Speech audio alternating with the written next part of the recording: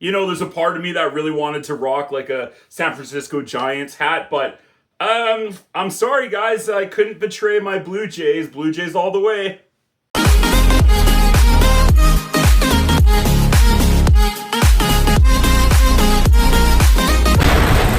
Caught stealing.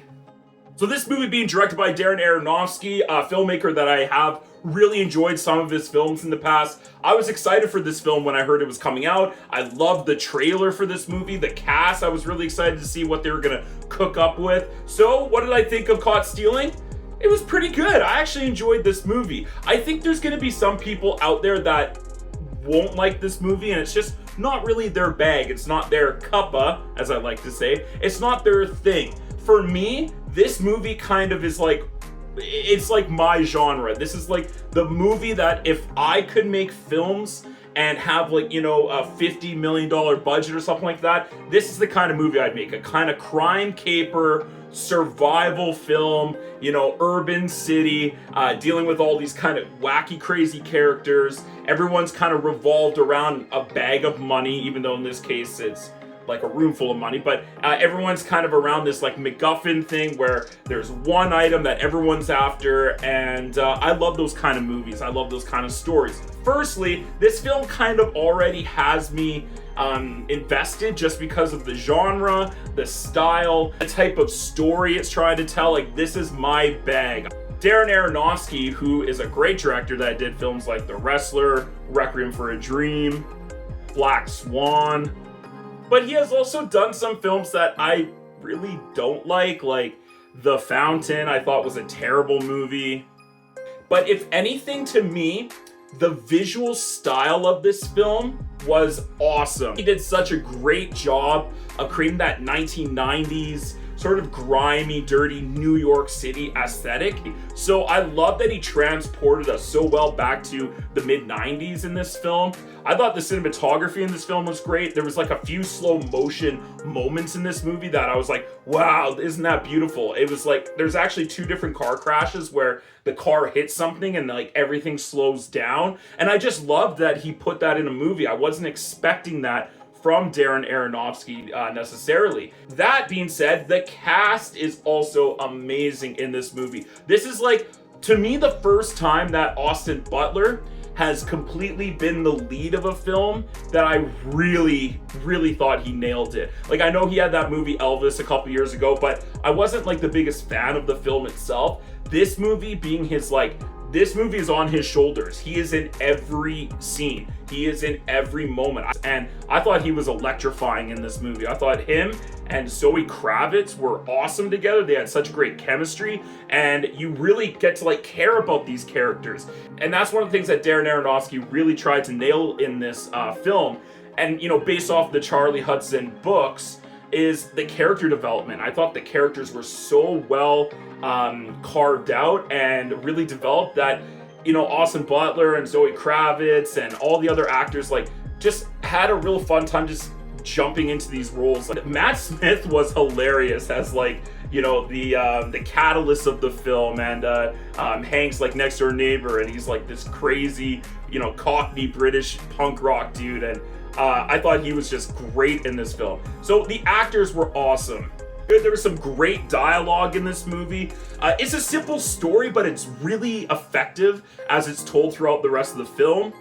The editing and the pacing of this film was fantastic. It's only an hour and 45 minutes long, this film, and I thought it just moved at such a great pace. From the beginning, I was into it, and within 10-15 minutes of the film, boom, we're into the action, and it takes off.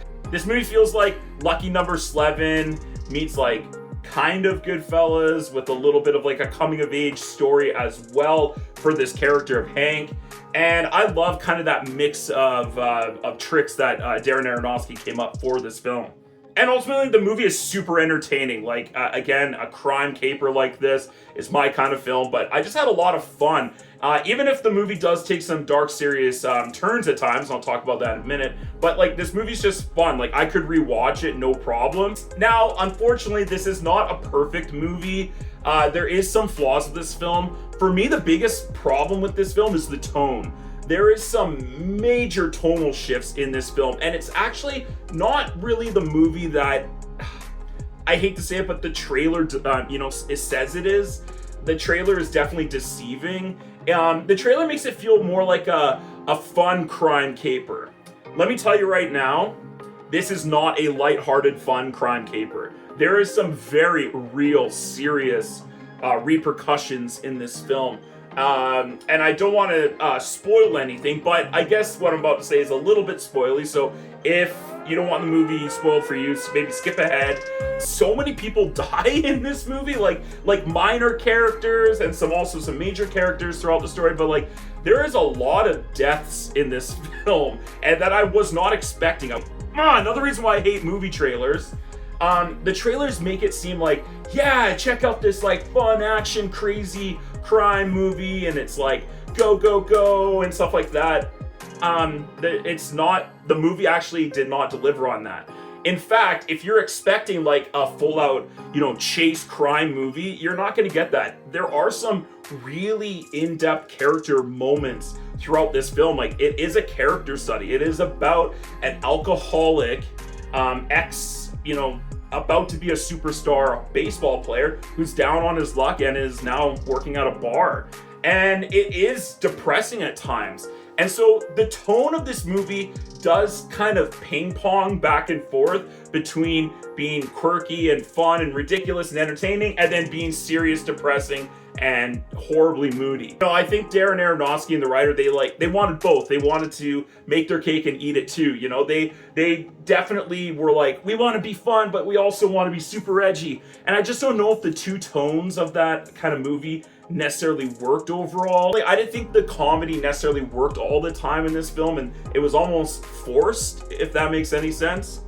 And also, this movie is really quite surprising. Like, it definitely turns and twists and moves in different directions at times. And I think if people who are looking for something a little more straightforward are going to be kind of annoyed with this movie, because it is a little bit messy on its, journey to get to the end. It gets there eventually, and I like how it's not a conventional movie of getting there. I could see also, the argument of like, well, it is really, really messy, especially like plot points, how they get from like A to B to C.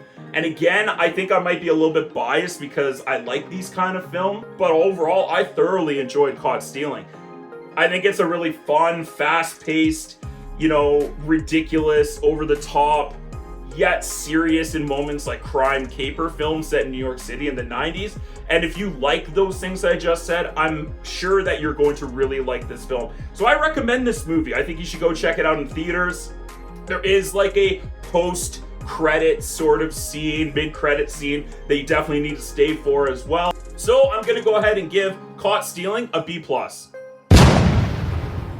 Thank you so much for checking out Mr. Teach Film Preach. If you like this video, make sure you click that like button and subscribe to my channel for more content. Also, while you're down there, comment below. What did you think of Caught Stealing? Did you love this Darren Aronofsky film? Or did you think this was one of his worst? What is your favorite Darren Aronofsky film? Come back and check out some other movie reviews such as Weapons, Freakier Friday, and The Bad Guys 2. Thanks for watching, everyone. Have a great day, and we'll see you on the next film.